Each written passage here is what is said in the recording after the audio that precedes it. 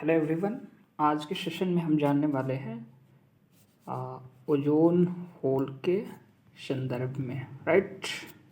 तो आज डिस्कशन करने वाले हैं ओजोन होल के रेफरेंस में कुछ बातें होगी। और ओजोन होल्स कहाँ देखने को मिल रहा है ज़्यादा, तो अंटार्कटिका के क्षेत्र में। ओके, तो आई होप आप बेहतर रूप से इसको समझ पाएंगे। तो आप ज़रूर इस वीडियोज़ में संयम बना कर रखें ताकि इस क्वेश्चन को और इस टॉपिक को, इससे क्वेश्चन भी लेंगे। यूपीएससी ने प्रीवियस ईयर क्या क्या क्वेश्चंस पूछे हुए हैं ओजोन होल्स को लेकर, इनफैक्ट उस पर भी बातें करेंगे। और हम लोग अपने टॉपिक पे डिस्कशन भी करेंगे कि एक्चुअली ओजोन होल होता है तो इससे क्या क्या इम्पेक्ट पड़ता है, ह्यूमन पे क्या पड़ेगा, इन्वायरमेंट पे क्या पड़ेगा, इन इकोलॉजी पे क्या पड़ेगा। इन सारी बातों को हम लोग इस वीडियोज़ में करने वाले हैं। ओके, सो नाउ अब हम स्टार्ट करते हैं कि ओजोन होल एक्चुअल में क्या होता है। ओके, जैसे आप यहाँ पे देख सकते हैं, ये मेरे पास एक डायग्राम है, आप इसको अच्छे से देखें। जैसे ये एटमॉस्फेयर का लेयर दिया हुआ है, troposphere, stratosphere, mesosphere, troposphere and exosphere, right. तो इसको हमें अच्छे से ध्यान से देखना है और हमें जानना है ओजोन लेयर के बारे में, राइट।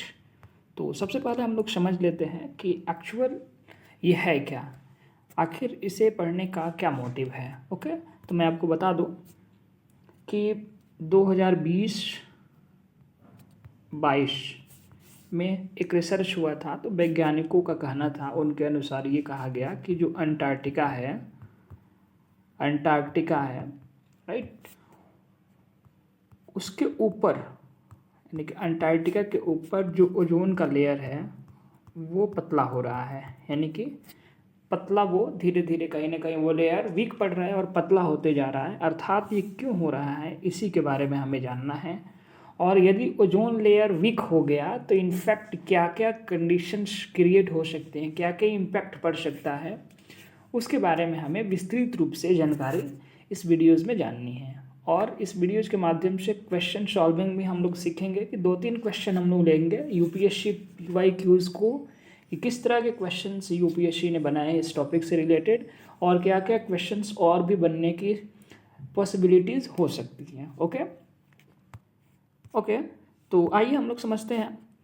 सबसे पहले मैं बता दूं आपको कि ओजोन की अगर मैं बात करूं, राइट, तो ओजोन की अगर मैं बात करूं तो ओजोन की स्थिति कहाँ है। तो सबसे पहला पॉइंट ये होगा कि पृथ्वी की जो समताप मंडल है, राइट, उसमें ओजोन परत पाया जाता है। यानी कि स्ट्रेटोस्फेयर में यहाँ पे आप देख सकते हैं ये जो दिखाया गया है, राइट।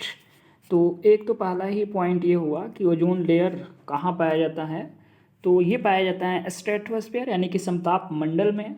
और दूसरी चीज़ें एक्चुअल में ये होता क्या है उस पर हमें थोड़ी बहुत बातें करनी है। तो ये एक प्रकार का गैस का पतली सी शील्ड होती है, पतली सी शील्ड, या उसको हम लोग क्या बोलते हैं, कवच होता है, जो समताप मंडल के लेयर में पाया जाता है, राइट। अच्छा, ऐसा कहा जाता है कि जो ओजोन लेयर है, ओजोन लेयर समताप मंडल में यानी कि मैक्सिमम 90% ओजोन लेयर जो है वो समताप मंडल में पाया जाता है, राइट। तो आपको ये सब पॉइंट्स पता होना चाहिए। और समताप मंडल का अगर रेंज देखें हम लोग तो 20 किलोमीटर से 50 किलोमीटर के बिटवीन में है, उसके बीच में ही ओजोन लेयर पाया जाता है। लेकिन 90% ओजोन लेयर की मात्रा अगर देखा जाएगा तो वो समताप मंडल के रेफरेंस में पाया जाता है, राइट। अच्छा, समताप मंडल में जैसे आपने देखा होगा कि जो वायुयान, जितने भी वायुयान से रिलेटेड जो भी इंसिडेंट देखा जाता है, इनफैक्ट चालन जो होता है वो कहीं ना कहीं समताप मंडल में होता है। वो उसका अलग कंडीशन है कि वहाँ पे पवनों का कहीं ना कहीं विक्षोभ काम नहीं करता है, राइट। तो उस कंडीशन से भी हमें जानना है, राइट। बट ये हमें जानना है कि ओजोन लेयर क्यों इम्पॉर्टेंट है। ओके, नाउ अगर हम इस फिगर को देखें, right, you got my point. तो इस फिगर को देखेंगे जब हम लोग, तो ये हमारा प्यारा सा अर्थ है, यहाँ से ट्रोपोस्फेयर शुरू होते हैं, स्ट्रेटोस्फेयर, ओजोन लेयर स्टार्ट होता है। तो ओजोन लेयर एक्चुअली में ये इसलिए इम्पॉर्टेंट है कि जो अल्ट्रावायलेट रेज आता है सन से, आप यहाँ देखेंगे तो आपको अच्छे समझ में आ जाएगा कि जो अल्ट्रावायलेट, जो यहाँ से जो रेज निकलता है, अल्ट्रावायलेट रेज, वो कहीं ना कहीं ओजोन लेयर से होते हुए सीधे अर्थ पे आता है। ओके, तो ओजोन लेयर क्या करता है कि इस अल्ट्रा वायलेट रेज को रोकने का काम करता है। अब हम लोग समझेंगे इन तीनों के बारे में विस्तृत रूप से, राइट। ओके, तो जैसे अल्ट्रा वायलेट, अगर मैं ए की बात करूं तो ये कहीं ना कहीं ये अर्थ पे जैसे ही आता है तो ओजोन लेयर तो इसको रोकने का इनफैक्ट काम करता है, बट थोड़ी बहुत मात्रा जो है वो अर्थ पे पहुंचता है, जिससे क्या होता है कि जैसे आई इफेक्ट कॉर्निया पे या फिर आई से रिलेटेड डिजीज़ जो होते हैं वो अल्ट्रावायलेट रे से होते हैं। आई डिजीज़ कह सकते हैं, एक तरह से कॉर्निया पे इम्पैक्ट पड़ता है। सबसे इम्पॉर्टेंट हमें ये जानना है कि जो अल्ट्रावायलेट वी है, जैसे मैं यहाँ पे अल्ट्रावायलेट ए की बात करूँ, राइट, अल्ट्रावायलेट बी की बात करूँ, अल्ट्रावायलेट सी की बात करूँ, मैं फिर से आपको रिपीट कर दूँ। जो सूर्य से परावैंगनी किरणें निकलती हैं अल्ट्रावायलेट रे, जिसमें ए भी होता है, बी भी होता है, सी भी होता है, तो इनके जो लेयर, जैसे ओजोन लेयर क्या काम करता है कि ओजोन लेयर अल्ट्रावायलेट किरणों को अवशोषित करता है, उसके जितने उसमें हार्मफुल जो रेज होते हैं उसको कहीं ना कहीं उसके इम्पैक्ट को कम करता है। बट फिर भी अल्ट्रावायलेट ए यदि किसी तरह से अगर अर्थ पे जाता है तो उससे जैसे कॉर्निया से रिलेटेड या फिर आई इफेक्ट, राइट, आई से रिलेटेड कहीं ना कहीं वो डिजीज़ देखने को मिलता है। बट अल्ट्रावायलेट बी का मैक्सिमम जो पोर्शन होता है, अप्रॉक्सीमेट 90% भाग जो है वो कहीं ना कहीं ओजोन लेयर अवशोषित कर लेता है। यदि ये अल्ट्रावायलेट वी अगर अर्थ पे जाता है तो इससे होता है स्किन डिजीज़, राइट, यानी कि स्किन कैंसर हम कह सकते हैं। स्किन कैंसर कहीं ना कहीं देखने को अल्ट्रावायलेट वी के रूप में मिलता है। बट सबसे खतरनाक डेंजरस होता है, राइट, अल्ट्रावायलेट सी, जिसका 100% अवशोषण कर लेता है ओजोन लेयर। इसका मतलब ये हुआ कि यदि अल्ट्रावायलेट रेज को हमें रोकना है, राइट, तो सबसे पहले ओजोन लेयर जो है वो उस पर किसी भी तरह का इम्पैक्ट नहीं पड़ना चाहिए, यानी कि ना ही उसमें होल होना चाहिए, ना ही उसकी जो उसका जो एक पैमाना डॉप्शन में दिया गया है, ना ही वो बड़ा होना चाहिए। इनफैक्ट तब हम समझ पाएंगे कि वो क्यों इम्पोर्टेंट है हमारे लिए ओजोन लेयर। ओके, बट थोड़ी बहुत बातें करते हैं। आखिर ये ओजोन लेयर जो है इसकी स्थिति तो हमने जाना कहाँ है, बट ये अंटार्कटिका के ऊपर ही क्यों हो रहा है इसके बारे में हमें थोड़ी बहुत जैसे यहाँ देख सकते हैं कि ये हमारा प्यारा सा पृथ्वी है, अंटार्कटिका का क्षेत्र, उसके ऊपर, राइट, ये ओजोन होल बना हुआ है, राइट, ये आप देख सकते हैं यहाँ पे ओजोन होल बना हुआ है। और यहाँ पे एक यूनिट दिया हुआ है 220 डॉप्शन यूनिट। ओके, ओजोन 3, ओजोन को हम लोग लिखते हैं, इसकी जो इकाई होती है उसको हम क्या बोलते हैं, डॉप्शन बोलते हैं, राइट, उसको हम क्या बोलते हैं, डॉप्शन बोलते हैं। ओजोन की इकाई क्या होती है, डॉप्शन होती है, राइट।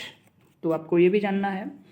बट हमें ये जानना है, एक तरह से देखा जाएगा तो अंटार्कटिका के ऊपर जो समताप मंडल में ओजोन परत की मोटाई है वो कहीं ना कहीं कम होती है। इस कंडीशन को हम लोग क्या बोलते हैं, ओजोन होल्स के नाम से जानते हैं। अंटार्कटिका के ऊपर जो स्ट्रेटोस्फीयर होता है, अगर उसके जैसे उसमें जो लेयर पाया जाता है ओजोन का, यदि उसके परत में कहीं ना कहीं कमी आती है तो कितना कमी आती है इनफैक्ट वो जानना है। जैसे इसका एवरेज औसत देखा जाए तो वो 300 आपका डॉप्शन मिलता है देखने को, राइट। जो ओजोन होल है, ओजोन लेयर है, उसका एवरेज औसत कितना है, 300 डॉप्शन है। बट यहाँ पे 220 जो यहाँ पे डॉप्शन लिखा हुआ है, 220 डॉप्शन का मतलब हुआ कि इससे यदि कम अगर लेयर होता है तो वो कहीं ना कहीं होल एक तरह से बनते जाता है। अब आप मुझे ये बताइए कि जब होल बनेगा तो जितने भी अल्ट्रा वायलेट रेज होंगे ए बी सी, वो तीनों पास आउट करेंगे, और पास आउट करते हुए क्या करेंगे कि अर्थ पे जाएंगे तो स्किन कैंसर होगा, कई तरह के इम्पैक्ट पड़ेंगे, कई तरह के डिजीज़ होंगे, जिससे ह्यूमन के साथ साथ वहाँ के जीव जंतु और वहाँ की जो इन्वायरमेंट है, वहाँ की जो इकोलॉजी है, उस पर बहुत सारे इम्पैक्ट पड़ेगा। इसका मतलब ये हुआ कि ओजोन लेयर को बचाना सबसे इम्पॉर्टेंट है, बिकॉज वो उस अल्ट्रावायलेट रेज जब आएगा तो अर्थ को कहीं ना कहीं वो डिस्ट्रॉय करने का काम करेगा। ओके, तो हम लोगों ने ये समझा कि ओजोन लेयर होता क्या है और कितना एक पैमाना होना चाहिए। अगर उससे कम हो रहा है यूनिट तो कहीं ना कहीं देखा जाएगा कि हाँ ओजोन लेयर में होल हो रहा है, राइट। आई होप आप इन सब बातों को समझ पा रहे होंगे।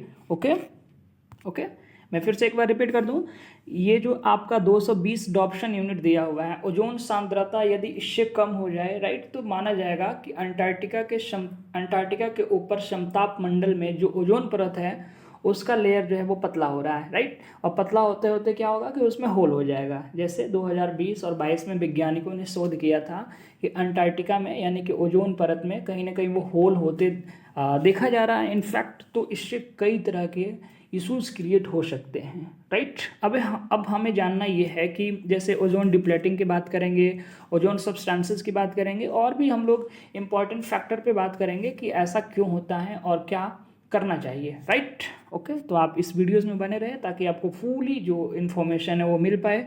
और क्वेश्चन को भी हम लोग एक एक क्वेश्चन को भी लेते चलेंगे कि यूपीएससी ने इस टॉपिक से रिलेटेड किस तरह के क्वेश्चंस को क्रिएट किया हुआ है और हमें किस तरह के इन्फॉर्मेशन को हम अपने पास जो है वो कहीं ना कहीं वैल्यू एडिशन के रूप में रखना चाहिए। ओके, जैसे आप यहाँ देख सकते हैं, इसको आप इस फिगर को देखें, the ozone layer depletion, right. इससे आपको समझ में आ जाएगा कि सारी जो इम्पॉर्टेंट चीज़ें हैं, जो इशूज़ है, यहीं से क्रिएट होने वाला है। जैसे आप यहाँ देख सकते हैं, ये हमारा प्यारा अर्थ हो गया, यहाँ से सन से ultraviolet A, ultraviolet B, ultraviolet C जो है वो रेज आती है, राइट। इसके बिटवीन में किससे मुलाकात होता है? ओजोन लेयर से, ओजोन परत से मुलाकात होता है। बट यहीं पे हमें सारे कंडीशंस को देखना है कि ओजोन परत का जो डिप्लेशन होता है, राइट, जो क्षरण होता है वो कैसे होता है। तो इस फिगर के माध्यम से हम लोग समझने वाले हैं कि एक्चुअल में क्या होता है जिससे क्षरण होगा। यदि ओजोन लेयर का डिप्लेशन होगा, राइट, ओजोन लेयर का डिप्लेशन होगा तो ये जितने भी अल्ट्रा वायलेट रेज हैं वो सारे पास आउट होकर कहाँ पे आएंगे? अर्थ पे आएंगे, जिससे कई तरह के प्रॉब्लम्स क्रिएट होंगे, जैसे स्किन कैंसर हो सकता है, आइज़ में प्रॉब्लम हो सकता है, और भी बहुत सारे जो है वो आपको देखने को डिजीज़ मिल सकता है जो ह्यूमन को और कहीं ना कहीं यहाँ पे जीव जंतु है उनको नष्ट कर सकता है। ओके, तो हमें ये जानना है, राइट। तो यहाँ देख सकते हैं कि अल्ट्रा वायलेट रेज जैसे ही आता है तो CFC जो क्लोरोफ्लोरोकार्बन है, आप यहाँ देख सकते हैं क्लोरोफ्लोरोकार्बन है, उसके अणु के कहीं ना कहीं उसके जो अणु होते हैं एक तरह से उसको पार्टिसिपेट कर देता है, अलग अलग कर देता है। जैसे इस फिगर में आप देखेंगे कि ये जैसे ही ultraviolet A B C आता है तो यहाँ पे जो CFC होता है, जो क्लोरोफ्लोरोकार्बन होता है, उसको एक तरह से कहीं ना कहीं उसके जो अणु है उसको अलग अलग करता है। जैसे आप यहाँ देखेंगे क्लोरीन को अलग कर दिया, फ्लोरीन को अलग कर दिया, राइट, यहाँ पे कार्बन, यहाँ पे क्लोरीन, इसको अलग करने का काम करता है। सेकंड कंडीशन में क्या है कि जो क्लोरीन परमाणु है, राइट, क्लोरीन परमाणु है वो क्या करता है कि अब ये करता है कि ओजोन अणु को विखंडित कर देता है, जिससे ओजोन लेयर में होल बनना शुरू हो जाता है, राइट। अब ये जो क्लोरीन है यहाँ पे, ये क्या करता है कि ये जो ओजोन अणु है उसको विखंडित करता है। जैसे यहाँ आप देख सकते हैं क्लोरीन ऐसे ओजोन को यहाँ पे ऐसे अलग अलग पार्ट्स में विखंडित कर रहा है, ये भी अलग अलग पार्ट्स में विखंडित कर रहा है। तो इस दौरान क्या होता है कि एक कंडीशन ये भी होता है, राइट, आप समझते चलेंगे इसको अच्छे से। इस दौरान क्या होता है, जैसे क्लोरीन हुआ, कार्बन मोनोऑक्साइड हुआ, राइट, और इसके अलावा जो ऑक्सीजन है वो अलग अलग रूपों में हो जाता है। जैसे यहाँ आप देख सकते हैं, right, carbon monoxide, chlorine, oxygen, अलग अलग रूप में इसका निर्माण हो जाता है। डैट मीन्स ये हुआ कि ओजोन का डिप्लेटिंग अगर हम लोग देखेंगे कहीं ना कहीं तो फर्स्टली क्या होता है, अल्ट्रा वायलेट किरणें आ रही है और वो CFC के जो भी अणु है उसको विखंडित कर रहा है, जैसे क्लोरीन में कर रहा है, फ्लोरीन में कर रहा है, कार्बन में कर रहा है। बट जो क्लोरीन है वो ओजोन के अणु को विखंडित करता है और उसके बाद से क्लोरीन मोनोऑक्साइड और ऑक्सीजन में वो कहीं ना कहीं उसको एक तरह से विखंडित करके उसका निर्माण करता है। तो ये 3 लेयर हो गया जिससे हमें समझ में आ गया कि द ओजोन लेयर डिप्लेशन कैसे होता है। ओके, आई होप आप इसको समझ पाए होंगे। अब हमें सबसे इम्पॉर्टेंट ये बातें जाननी है कि ओजोन डिप्लेटिंग जो केमिकल्स होते हैं उस पर हमें थोड़ी बहुत बातें करना है कि ओजोन क्षरण से रिलेटेड जो रसायन होते हैं वो कौन कौन से होते हैं। तो सबसे पहले तो हो जाएगा CFCS, क्लोरोफ्लोरोकार्बन्स हो जाएगा। अच्छा, क्लोरोफ्लोरोकार्बन्स में देखा जाएगा तो जैसे एरोसोल की बात कर लेते हैं, राइट, एरोसोल मिल जाएगा आपको, रेफ्रिजरेटर मिल जाएगा, रेफ्रिजरेटर मिल जाएगा, इसके अलावा सॉल्वेंट्स मिल जाएगा, राइट, सॉल्वेंट्स। ओके, अगर मैं दूसरी बात करूं CFCs। हाइड्रोक्लोरोफ्लोरोकार्बन्स की बात करूँ तो सेम वही मिलेगा आपको, एरोसोल मिलेगा, राइट, रेफ्रिजरेटर मिलेगा और सॉल्वेंट्स मिलेगा। ओके, अगर मैं बात करूँ जैसे हाइलोन्स बीच में देखने को मिल सकता है, तो हाइलोन्स में क्या मिलेगा, हाइलोन्स में जैसे ये अग्निशामक है, अग्निशामक, तो हाइलोन्स में आपको जैसे अग्निशामक देखने को मिल सकता है। इसके अलावा मैं बात करूँ तो नेक्स्ट जो ओजोन डिप्लेटिंग केमिकल है वो क्या मिलेगा, मिथाइल ब्रोमाइड मिल सकता है, methyl bromide. Okay, methyl bromide. अच्छा, इसका यूज़ कहाँ होता है, जैसे ये एक प्रकार का कीटनाशक है, कीटनाशक। तो ये सारे जितने भी आपको केमिकल्स रसायन देखने को मिल रहे हैं ये कहीं ना कहीं ओजोन डिप्लेटिंग के लिए जिम्मेदार है, राइट। तो ये कुछ ऐसे इम्पॉर्टेंट सब्सटेंस हैं, रसायन है जिसके वजह से कहीं ना कहीं ओजोन का क्षरण होता है, जो काफ़ी इम्पैक्टफुल है ह्यूमन के लिए और हमारे अर्थ के लिए और इन्वायरमेंट के लिए भी। ओके, अब हम जान लेते हैं कि ओजोन डिप्लेटिंग सब्सटेंस होते हैं उसके बारे में हम लोग थोड़ी बहुत बातें करेंगे। ओके, आप ऐसे हेडिंग लगा सकते हैं, ozone depleting substance. Okay, S for क्या हो जाएगा, सब्सटेंसेस। इसके बारे में हमें जानना है। ओजोन क्षयकारी पदार्थ क्या होते हैं उसको हम लोग थोड़ी बहुत इस पर चर्चा कर लेते हैं ताकि हमें और भी बेहतरीन रूप से समझ में आ जाए कि किस तरह के यहाँ पे गतिविधि होती है, कि वहाँ पे अलग अलग विखंडन देखने को मिलता है और फिर कहीं ना कहीं एक तरह से संपूर्ण रूप में ओजोन परत का क्षरण हो पाता है। ओके, तो हम लोग बात करने जा रहे हैं ओजोन डिप्लेटिंग सब्सटेंसेस की। ओके, जैसे ह्यूमन, अगर मैं बात करूँ ह्यूमन की, राइट, तो ह्यूमन जब गतिविधियाँ होती है जहाँ पे जैसे मान लीजिए कि मानव निर्मित कोई भी कार्य हो रहा है एक तरह से, तो इससे जो आपके उत्पन्न गैसेज होंगे, राइट, तो यहाँ से जो मानव गतिविधि के द्वारा जो उत्पन्न गैसेज होंगे वो क्या होंगे, वो जाएंगे आपके समताप मंडल में, राइट, समताप मंडल में। और समताप मंडल में जाने के बाद से क्या करेंगे कि जैसे ही समताप मंडल में ये पहुँचेगा तो वो बार बार ओजोन अणुओं को विखंडित करता है। जैसे मान लीजिए कि ह्यूमन अगर कोई भी कार्य कर रहा है तो उससे जो गैस का उत्सर्जन हो रहा है तो वो समताप मंडल में जाके ओजोन के अणु को क्या करेगा, विखंडित करेगा, राइट। अच्छा, विखंडित करेगा तो किस प्रकार करेगा उसको हम लोग थोड़ा समझ लेते हैं।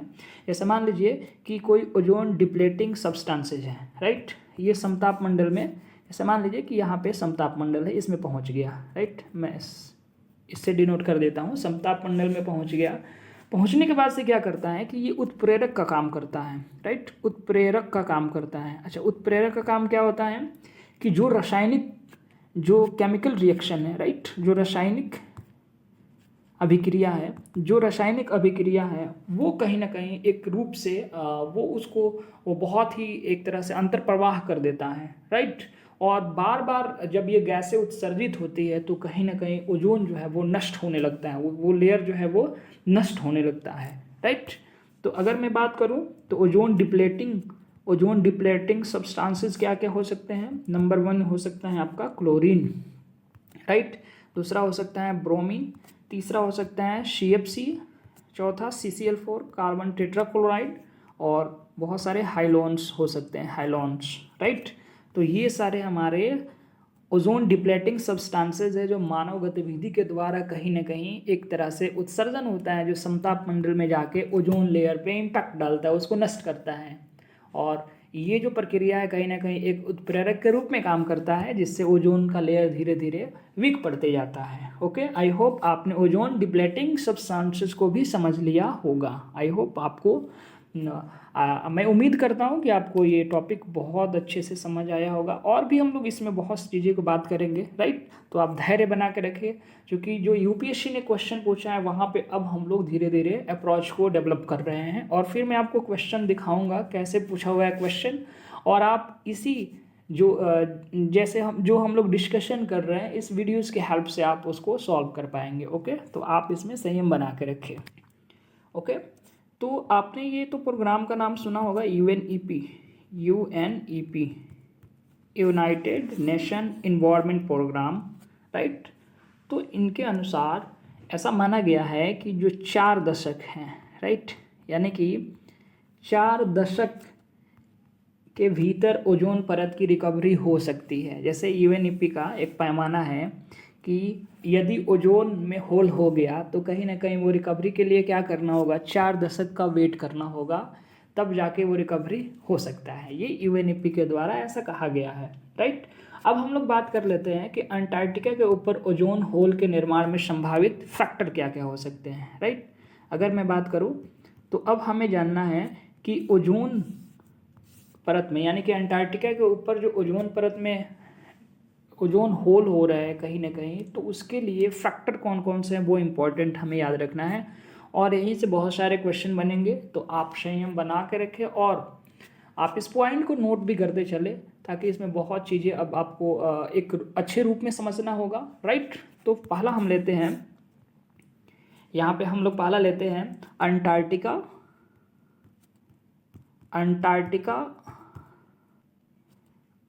राइट, अंटार्कटिका ध्रुवीय भंवर, राइट, अंटार्कटिका ध्रुवीय भंवर।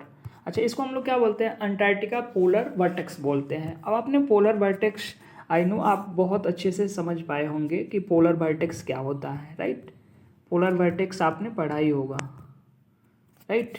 तो हमें इस पर डिस्कशन करना है कि एक्चुअल में पोलर वर्टेक्स क्या होता है, और इससे बहुत सारे क्वेश्चन PYQs आपको देखने को मिलेंगे। इनफैक्ट इन फ्यूचर भी क्वेश्चन यहाँ से बन सकते हैं। तो हमें अब डिस्कशन करना है कि पोलर वर्टेक्स में किस तरह के परिवर्तन देखने को मिल रहा है, जो अंटार्कटिका में कहीं ना कहीं ओजोन होल के लिए एक जिम्मेदार कार्य के रूप में इसे माना जाता है। ओके, तो अब हम जानते हैं पोलर वर्टेक्स एक्चुअल में ये क्या होता है। तो एक्चुअल में ये होता है एक प्रकार का समताप मंडलीय वायु राशि।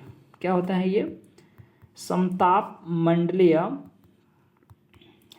मंडलीय एक प्रकार का वायु राशि होता है, राइट। ये क्या होता है, वायु राशि होता है। अच्छा, वायु राशि है तो कहीं ना कहीं एक तरह से यदि हम बात करें, राइट, तो आप मेरे साथ पॉइंट लिख भी सकते हैं। वास्तव में यह पृथ्वी के दोनों ध्रुवों के आसपास लो प्रेशर एवं ठंडी हवा का एक विशाल क्षेत्र है। यानी कि दोनों ध्रुव पे, अगर मैं नॉर्थ की बात करूं या साउथ की बात करूं, राइट, तो दोनों ध्रुवों पे एक तरह से लो प्रेशर के साथ ये क्या करता है कि ये एक प्रकार का ठंडी हवा का विशाल क्षेत्र है। यानी कि बृहद मात्रा में ये मिलता है, विशाल क्षेत्र है, राइट। अच्छा, यह भंवर क्या होता है, ठंडी धराओं को ध्रुवों के पास बनाए रखता है। इसका इम्पैक्ट ये है कि ये कहीं ना कहीं ये जो ठंडी हवा है वो ध्रुवों के पास अपना एक तरह से ये बनाए रखता है। यानी कि ये जो भंवर है, जो वर्टेक्स है, वो ठंडी हवाओं को ध्रुवों के पास एकाग्रता एक तरह से बनाए रखता है, राइट। ध्रुवीय भंवर क्या होता है, जो साउथ पोल है उसमें अधिक प्रबल होता है। यानी कि साउथ पोल में अधिक होता है, नॉर्थ पोल में कम प्रबल होता है। ओके, अच्छा, सबसे इम्पॉर्टेंट बात ये जाननी है कि यह जो आपको पोलर है, यानी कि यह ध्रुवीय समताप मंडलीय एक तरह से कह सकते हैं कि बादल का फॉर्मेशन भी करता है। ओके, अगर मैं बात करूं तो PSCS आपने नाम सुना होगा, पोलर, राइट। पोलर मैं लिख देता हूँ इसका full form, polar. S for क्या हो जाएगा, स्ट्रेथोस्फेयर, और C फॉर हो जाएगा क्लाउड्स। तो मैं बात कर रहा हूँ ध्रुवीय समताप मंडलीय बादल का, राइट। यानी कि हमें जानना है ध्रुवीय समताप मंडलीय बादल का निर्माण जो है इसी क्षेत्र में होता है, वो कैसे होता है, इसके बारे में हमें अब थोड़ी बहुत बातें कर लेनी है, राइट। तो जब हम बात करते हैं ध्रुवीय समताप मंडलीय बादलों का कि निर्माण एक्चुअल में कैसे होता है, तो यहाँ पे देखा जाएगा कि रंग बिरंगे ये दिखने के कारण यह बादल एक तरह से नैक्रियस बादल कहलाते हैं। अब आपने नैक्रियस बादल के बारे में बहुत अच्छे से पढ़ा होगा, इनफैक्ट बहुत सारे न्यूज़ में भी रहता है, नैक्रियस बादल का निर्माण होता है। मैं फिर आपको बता दूं कि जो ये वर्टेक्स है वो कहीं ना कहीं ठंडी हवाओं को ध्रुवों के पास बनाए रखता है, राइट। और यहाँ पे अलग अलग रूपों में देखा जाएगा, अलग अलग डिफरेंट कलर में आपको देखने को मिलेगा क्लाउड्स का फॉर्मेशन, और वो क्लाउड्स का फॉर्मेशन क्या कहलाता है, नैक्रियस बादल कहलाता है, जिसे हम लोग क्या बोलते हैं, मदर ऑफ, मैं यहाँ पे लिख देता हूँ, जिसे बोला जाता है mother of pearl, right, mother of pearl. यानी कि नैक्रियस बादल को क्या बोला जाता है, मदर ऑफ पर्ल के नाम से भी जाना जाता है। नैक्रियस बादल कहाँ पे निर्माण होता है, तो पोलर वर्टेक्स में होता है, राइट।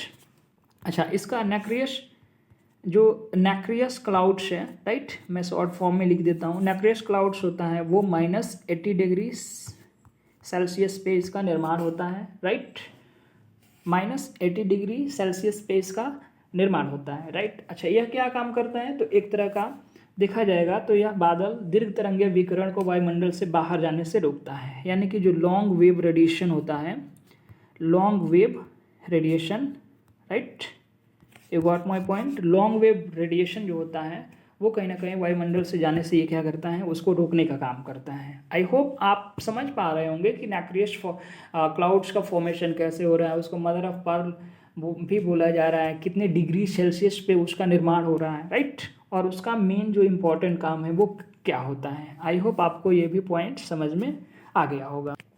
Okay, I hope. अब नेक्स्ट बढ़ते हैं हम लोग। अच्छा, अगर मैं दूसरा बात करूं, राइट, जैसे यह क्या करता है कि यह ओजोन परत को दो तरह से नुकसान पहुंचाता है। जैसे मान लीजिए कि ये आपका ओजोन परत हो गया, ओजोन लेयर, राइट, तो इसको दो तरह से ये नुकसान पहुंचाता है। कैसे नुकसान पहुंचाता है उसके बारे में थोड़ी बहुत हम लोग बातें कर लेते हैं। इनफैक्ट ये ऐसी सतह का निर्माण करता है जो क्लोरीन के सामान्य रूप को कहीं ना कहीं अधिक अभिक्रिया बनाने में मदद करता है। जैसे मान लीजिए कि ये क्लोरीन को एक तरह से इसका जो स्पष्टीकरण है, जो इसका अभिक्रिया है, वो कहीं ना कहीं इसके अंतर प्रवाह को बढ़ा देता है। दूसरी चीज़ें ये है कि ये नाइट्रोजन कंपाउंड्स को हटा देता है, राइट, ये नाइट्रोजन कंपाउंड्स को हटा देता है।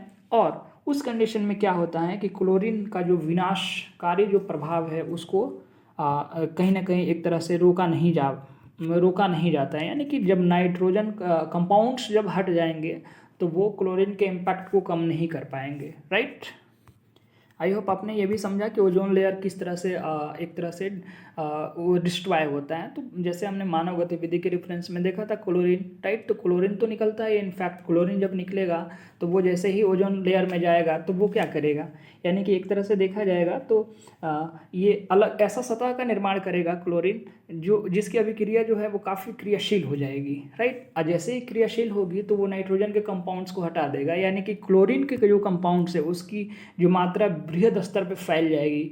इसका मतलब ये हुआ जो क्लोरीन से निकलने वाली जो हार्मफुल रेज होंगी वो कहीं ना कहीं उसके विनाश को नाइट्रोजन कंपाउंड डिस्ट्रॉय नहीं कर पाएगा, राइट। आई होप आपने ये भी अच्छे से समझ लिया। ओके, अब नेक्स्ट हम लोग बात करते हैं जैसे जलवायु परिवर्तन और वायुमंडल में CFC की प्रचुर मात्रा में अगर देखा जाएगा तो अंतर प्रवाह के साथ ओजोन छिद्र तेजी से बढ़ता है, राइट। अगर मैं बात करूं तो CFC, क्योंकि हमने ओजोन डिप्लेटिंग में पहले ही देखा था कि CFC जो है वो काफ़ी इम्पॉर्टेंट रोल निभाता है। ओके, तो यदि देखा जाएगा तो एटमॉस्फेयर में जो CFC है, क्लोरोफ्लोरोकार्बन है, उसकी प्रचुर मात्रा में क्या होता है, अंतर्प्रवाह होता है। यानी कि एक तरह से इसमें अंतर्वाह बहुत अधिक मात्रा में देखने को मिलता है, राइट। अच्छा, इसके साथ साथ क्या होता है, इसके रीजन से क्या होता है कि ओजोन का जो होल है, मैं यहाँ लिख देता हूँ, ओजोन का होल जो है वो कहीं ना कहीं तेज़ी से बढ़ने लगता है, राइट। तो हमें ये ध्यान रखना है कि सब जो फैक्टर्स यहाँ देखने को मिल रहा है वो कहीं ना कहीं एक तरह से CFC को लेके मैक्सिमम मात्रा में देखने को मिल रहा है। ओके, अच्छा, अब क्वेश्चन हम लोग यहाँ पे लेते हैं, एक क्वेश्चन को लेते हैं हम लोग, डील करते हैं ताकि आपको अब समझ में आ जाएगा यहाँ से। चलिए, आपके स्क्रीन पे ये क्वेश्चन आप देख सकते हैं। UPSC CSE 2011 में क्वेश्चन पूछा गया था, अंटार्कटिका क्षेत्र में ओजोन होल बनना चिंता का विषय है, इस छिद्र के बनने का संभावित कारण क्या हो सकता है। ओके, जैसे यू गॉट माय पॉइंट, आपने रिसेंटली देखा होगा वीडियोस में, जैसे अभी मैं डिस्कशन कर ही रहा हूँ, आप पोस्ट करके पहले जाएंगे थोड़ा बहुत तो आप देख पाएंगे कि हमने यहाँ देखा रीजन के बारे में। अच्छा, आप मुझे ये बताइए, क्षोभ मंडलीय विक्षोभ की उपस्थिति, क्या हमने क्षोभ मंडल का यहाँ डिस्कशन किया ओजोन लेयर में, क्योंकि ओजोन लेयर का मैक्सिमम पार्ट कहाँ पड़ता है, वो पड़ता है आपका समताप मंडल में। अच्छा, इसके अकॉर्डिंग देखा जाएगा तो ये ऑप्शन पहला रॉन्ग हो गया। दूसरा, विशिष्ट ध्रुवीय वताग्र पर समताप मंडलीय बादलों की स्थिति तथा क्लोरोफ्लोरोकार्बनों का अंतर्प्रवाह। यस, एग्जैक्टली हम इसी की बात कर रहे हैं कि जो समताप मंडल होगा उसमें जो बादलों की स्थिति होगी, राइट, और उसमें क्या होगा कि क्लोरोफ्लोरोकार्बन का तेजी से अंतर्वाह होगा, राइट। और जैसे वताग्र की मैंने बात की, जो वर्टेक्स होता है वो क्या करता है, ठंडी हवाओं को एक तरह से वहाँ पे उसकी एकाग्रता बनाए रखता है। तो definitely B is the right answer, but C को हम लोग देख लेते हैं। ध्रुवीय वताग्र तथा समताप मंडलीय बादलों की अनुपस्थिति। अब आप मुझे ये बताइए, समताप मंडल बादलों की जब अनुपस्थिति होगी तो ओजोन लेयर की बात ही नहीं हो रही है। In fact option C is the, मतलब एक तरह से देखा जाएगा बहुत एरर है इसमें। नाउ वैश्विक तापमान से ध्रुवीय प्रदेश में तापमान में वृद्धि, इसका भी कोई लॉजिक है नहीं। इनफैक्ट हमने इस सेशन यानी कि इस वीडियोज के सेशन से ये जाना कि क्वेश्चन की जो डिमांड है वो क्या है, और उसके अनुरूप हमने जो डिस्कशन किया वहाँ से हमने आंसर तो यहाँ पे कंप्लीट कर लिया। आई होप आप ये क्वेश्चन समझ पाए होंगे। आप PYQs जाके देखिए और इससे रिलेटेड जितने भी क्वेश्चन आए होंगे, इनफैक्ट आई होप वो बनने चाहिए आपसे, राइट। अच्छा, नेक्स्ट हम लोग फैक्टर की बात करते हैं, volcanic eruption. Okay, volcanic eruption को हम लोग क्या बोलते हैं? ज्वालामुखी उद्गार। ओके, ज्वालामुखी उद्गार। अच्छा, आपने यदि कंसीडर किया होगा तो अभी 2024 में जो प्रीलिम्स एग्जामिनेशन हुआ उसमें ज्वालामुखी उद्गार से एक क्वेश्चन पूछा गया था। इसका इंग्लिश क्या होता है? Volcanic eruption. ओके, जैसे मैं आपको क्वेश्चन दिखाता हूँ ताकि आप समझ पाए इसको अच्छे से। यहाँ देखिए, consider the following, how many of the above are products of volcanic eruption. यानी कि वोल्केनिक इरप्शन तो इम्पॉर्टेंट है, यानी कि वोल्केनिक इरप्शन से क्या हो रहा है, एक तरह का इम्पैक्ट पड़ रहा है ओजोन लेयर पे। कैसे पड़ रहा है और क्या क्या उसमें पार्ट्स देखने को मिलेगा, उसको पहले डिस्कशन करते हैं, फिर आते हैं क्वेश्चन पे कि क्या वहाँ से इस क्वेश्चन को डील किया जा सकता है या फिर और भी इसमें बहुत सारे वैल्यू एडिशन करने की आवश्यकता है। ओके, आई होप आप इस कंडीशन को समझे और आप ऐसे ही इंटीग्रेट करने का प्रयास करें कि कैसे इंटीग्रेट करके एक दूसरे से लिंक करके टॉपिक को पढ़े ताकि क्वेश्चन जो है वो छूट ना पाए। ओके, आई होप मेरी बातों को आप समझ पा रहे होंगे। अब हम लोग जानेंगे कि ज्वालामुखी जो उद्गार होता है उसमें से कौन कौन से प्रोडक्ट जो है वो बाहर निकलते हैं। ओके, सो अगर देखा जाए तो एक तरह से बड़ी मात्रा में, राइट, बड़ी मात्रा में देखा जाए तो जैसे ही वोल्केनिक इरप्शन होता है, राइट, ज्वालामुखी जब उद्गार होता है तो उसमें से बड़ी मात्रा में जो प्रोडक्ट्स निकलते हैं पहले हम लोग उसकी बात कर लेते हैं, राइट। तो बड़ी मात्रा में क्या क्या निकलते हैं? जैसे जलवाष्प। ओके, जैसे क्या निकलता है? जलवाष्प निकलता है, SO2, सल्फर डाइऑक्साइड के कंपाउंड्स निकलते हैं। इसके अलावा मैं बात करूँ तो नाइट्रोजन के जो कंपाउंड्स है वो भी निकलते हैं, राख एवं धूलकण, राइट, राख एवं धूलकण। इसके अलावा मैं बात करूं, राइट, तो और भी जैसे ये गैसेज, बहुत सारे ये गैसेज तो निकल ही रहे हैं। इसके अलावा मैं बात करूं तो पायरोक्लास्टी, जैसे आपने देखा था वहाँ पे पायरोक्लास्टी जो कि ऑप्शन में था भी, राइट, पायरोक्लास्टी। अच्छा, पायरोक्लास्टी को हम लोग क्या बोलते हैं? ज्वालामुखी बम बोलते हैं, राइट, ज्वालामुखी बम बोलते हैं। ओके, अच्छा, इसके अलावा क्या निकलता है? इसके अलावा निकलता है मलबा भी निकलता है, राइट। अच्छा, इसके अलावा क्या निकलता है? तो जैसे मैं बात करूं तो ज्वलखंडाश्मी, जो ये मलबा होता है कहीं ना कहीं उसको हम लोग क्या बोलते हैं? ज्वलखंडाश्मी मलबा एक तरह से बृहद मात्रा में देखने को मिलता है। ओके, तो जब वो वोल्केनिक इरप्शन होगा तो उससे जो प्रोडक्ट बाहर निकलेंगे, राइट, तो वो प्रोडक्ट्स क्या क्या हो सकते हैं? एक तो बड़ी मात्रा में देखेंगे तो जलवाष्प निकलेगा, राइट, सल्फर के कंपाउंड्स निकलेंगे, इसके अलावा नाइट्रोजन के कंपाउंड्स, राख एवं धूलकण निकलेगा, राइट। इसके अलावा मैं बात करूँ तो पायरोक्लास्टिक, जिसको हम लोग ज्वालामुखी बम के नाम से जानते हैं। इसके अलावा जो ज्वलखंडाश्मी होगा मलबा, राइट, वो भी निकलेगा। यानी कि ये बृहद मात्रा में जो वोल्केनिक इरप्शन होगा उसके प्रोडक्ट है। ओके, अब हम बातें कर लेते हैं जो कुछ मात्रा में यहाँ पे निकलता है उसकी। तो कुछ मात्रा में जो वोल्केनिक इरप्शन से जो प्रोडक्ट्स निकलेंगे उसमें क्या क्या हो जाएगा उस पर बात करते हैं। जैसे hydrogen, chlorine, right, bromine, right, argon भी निकलेगा और HCl भी निकलेगा, राइट। तो ये भी आपको पॉइंट्स याद रखना है कि जब वोल्केनिक इरप्शन होगा तो उससे जो प्रोडक्ट सम यानी कि सम अमाउंट में निकलेंगे उसमें आपके hydrogen, chlorine, bromine, argon, right, और आपके HCl मिलेंगे। ओके, अब हम आते हैं क्वेश्चन पे ताकि यहाँ से क्वेश्चन सॉल्व हो जाए, उम्मीद रखता हूँ। How many above are the products of volcanic eruption, इसमें ये नहीं कंडीशन लगाया है कि बृहद मात्रा में या कम मात्रा में, राइट। अब हम बात करते हैं पायरोक्लास्टी, जैसे ऑप्शन में देखा था पायरोक्लास्टी डेब्रिज, राइट, ये तो सही है। S and dust, S and dust का मतलब क्या होता है, एस एंड डस्ट का मतलब होता है धूल एवं राख कण, तो ये भी ऑप्शन में था। नाइट्रोजन कंपाउंड्स ऑब्वियसली था, सल्फर कंपाउंड्स भी था, राइट। पायरोक्लास्टी डेब्रिज यानी कि ज्वालामुखी बम की हमने बात की थी, वो भी था। इसका मतलब ये हुआ कि जो वोल्केनिक इरप्शन है उसमें चारों पार्ट्स देखने को मिलता है, इसलिए option D is the right answer. Okay, I hope समझ पा रहे होंगे कि एक टॉपिक को डील करने से कई सारे इसमें जब हम इंटीग्रेट करते हैं तो क्वेश्चन बनने की संभावनाएं बढ़ जाती हैं। ओके, आई होप आप इसको समझ पाए होंगे। ओके, तो नाउ हम लोग थोड़ा सा बैक चलते हैं इरप्शन पे। अब यहीं से हम लोग समझ लेंगे, आपने जैसे वोल्केनिक इरप्शन समझ लिया तो उसमें बहुत सारे जैसे hydrogen, chlorine, bromine, argon, right, जो सल्फर के कंपाउंड्स होते हैं, नाइट्रोजन के कंपाउंड्स होते हैं, ये सब क्या होते हैं, उत्सर्जित होते हैं। अच्छा, ये उत्सर्जित होते हैं, जैसे मैं बात करूँ क्लोरीन, ब्रोमीन, राइट, थोड़ी बहुत मात्रा में आर्गन भी मिलती है, HCl। अच्छा, ये जब उत्सर्जित होगा तो जाएगा कहाँ पे, समताप मंडल, समताप मंडल।